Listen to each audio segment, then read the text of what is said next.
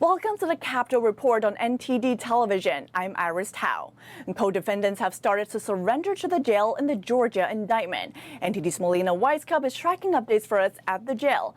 Melina, tell us more about those first to surrender. Hi there, good to see you. So 2 of Trump's co-defendants have already surrendered here to this Fulton County jail. Behind me, one of those being John Eastman, who is Trump's former attorney.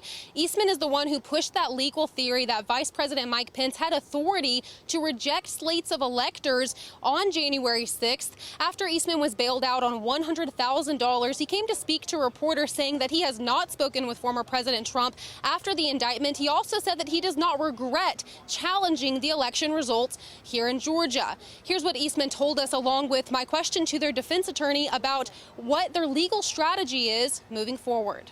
I am confident that when the law is faithfully applied in this proceeding, all of my co-defendants and I will be fully vindicated.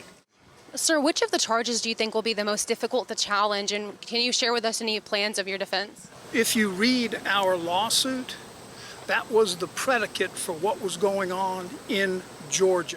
So just before Eastman, Scott Hall was another co-defendant to surrender earlier this morning. Hall was charged with 7 counts, 6 of those being conspiracy charges, such as conspiring to unlawfully obtain voter data. Now, aside from these 2 co-defendants who have already surrendered, we're also seeing more consent bail agreements pour in. We saw some today from figures like Jenna Ellis and Kathy Latham, as well as others. As for former President Trump, his bond is set at $200,000, which is the first time Trump will have to pay a cash bail in any of these indictments. There's also certain restrictions on Trump's consent bail, including what he can say about this case and who he can speak to, including social media posts.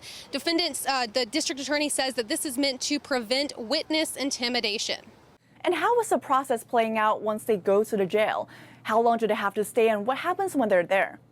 Well, based on what we saw this morning with Scott Hall and John Eastman, it's a pretty quick process. They were in and out within a couple of hours. This is probably different than the normal ordinary defendants and other cases that you would see come through this jail, and that's mainly because they did already make consent bail agreements with the district attorney, speeding up that process a little bit, that paperwork. But as far as the process when they're actually inside the jail, the sheriff says that they're still subject to the same processing, such as fingerprinting, mugshots, etc. Now, one defendant I do want to point out, because he's making more efforts here on his case, is Mark Meadows. Now, he wants to extend his deadline to surrender to sometime next week, because he does have a hearing set with the federal judge on Monday. But just based on emails that we've seen between the district attorney and Meadows' attorney, it's not looking like the district attorney is willing to extend Meadows' deadline here. As for former President Trump, he says he'll be here on Thursday to surrender to this jail.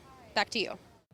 And as we're counting down to the first GOP debate, what should we expect from these Republican candidates? To find out more, we spoke with Brian Sychik, a national political strategist with RDP Strategies. Brian, thanks so much for joining us. Happy to be here. Thank you. So first, how will this debate look like without former President Trump in it? And how do you expect these candidates to react to undoubtedly questions about Trump and his indictments? Well, it will certainly be less buzzy. We know that everything Donald Trump generates extra attention, and no one is better at generating a sort of a headline or a viral moment better than he. So others will sort of be chasing that opportunity. If after watching many of the other candidates, my sense is it will really only be Chris Christie that really goes after him, perhaps a little bit Mike Pence. I don't think we're going to see DeSantis or Scott or any of the other folks really go after Trump. I think, frankly, that's a bit of a mistake. I think if you want to be the king, you got to beat the king. But it doesn't seem like they're in the phase of the campaign where they're really willing to take the fight to him. So my guess is without Donald Trump there, he will still be the dominant figure and the dominant subject of the entire hour plus. And in addition to Trump, on which other issues do you expect the most, fireworks to happen?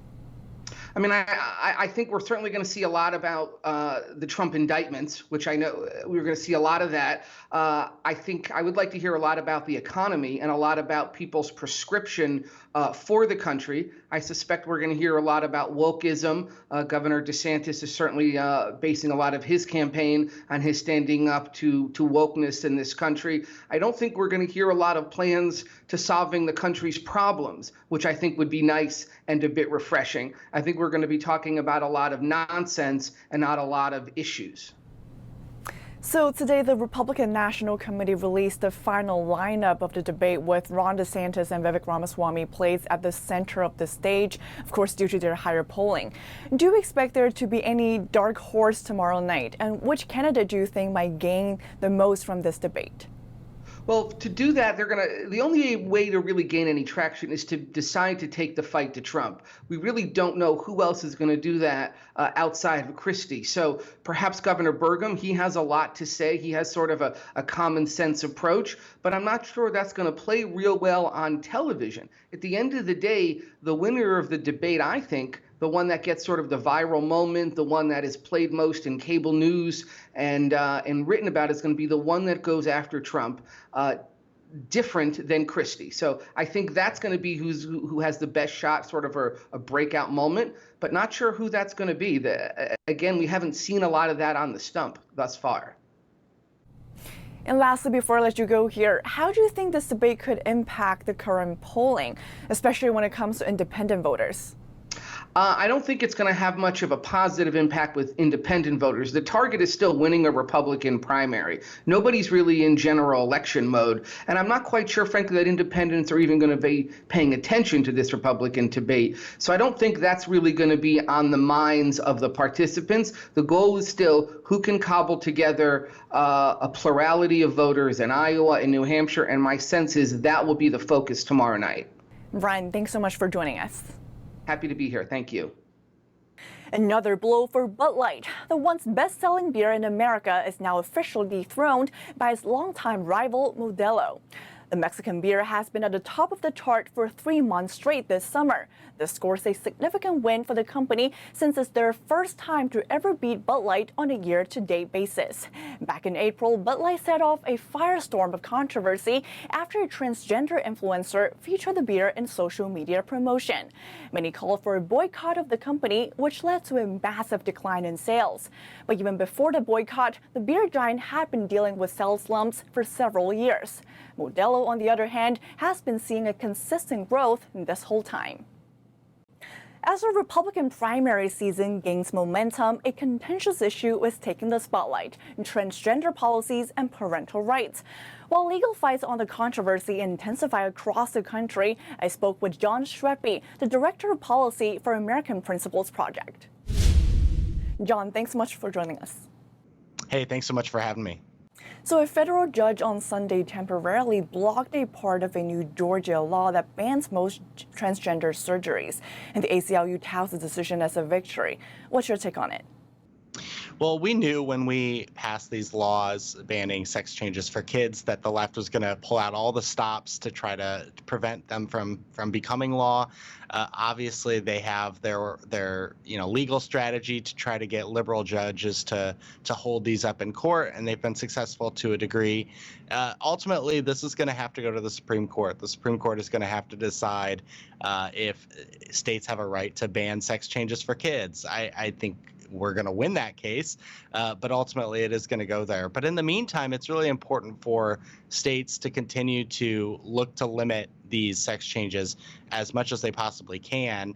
And so I think as we head into 2024, you'll see more laws being passed, including laws that give individuals a private right of action to sue those who are doing this to them. And John, as Director of Policy for American Principles Project, you co-authored a report proposing amendments to Section 230. So how do you see the recent court ruling in Montgomery County, Maryland, that restricts parents from challenging school gender identity policies?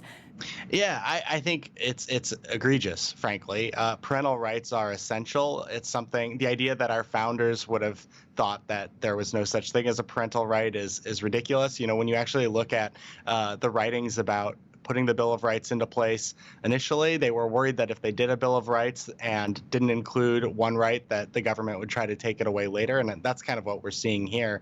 But parents have a fundamental right to direct the upbringing of their kids, and this idea that schools should be able to get in the way of that, to indoctrinate kids, to push them down a road to some sexuality or whatever is really wrong. And so I think ultimately the case in question, it was kind of thrown out on a technicality, but I do think that ultimately we'll be able to win these cases and recognize that there is a fundamental right for parents.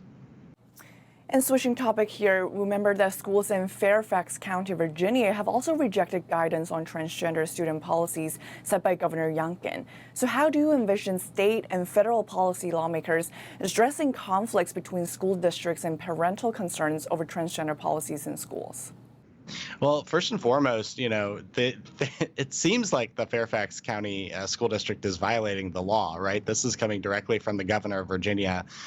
So that's a little peculiar in itself. But I think ultimately we're going to have to explore all the avenues we have, including funding, to prevent these schools from pushing transgenderism on kids.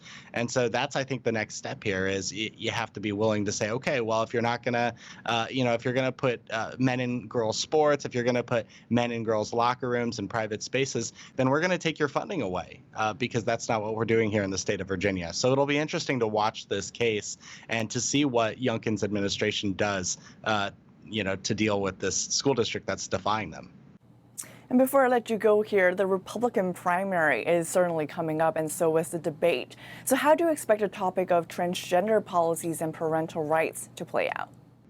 I think it's going to be a big part of this. I think Republicans recognize that, fighting this fight against the Democrats where they're weak, where they're vulnerable is a good idea, a political must for 2024. And so I think you'll see candidates competing over who has the strongest, who's standing for the family the best. And, ultimately, unfortunately, on Wednesday, we're not going to see Donald Trump debate, which I think is disappointing. But, Trump has been very good on this. DeSantis has been very good.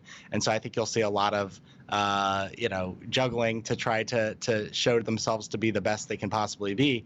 And that's good for families and that's good for conservatives. John Streppy, thanks so much for joining us. Hey, thanks so much for having me.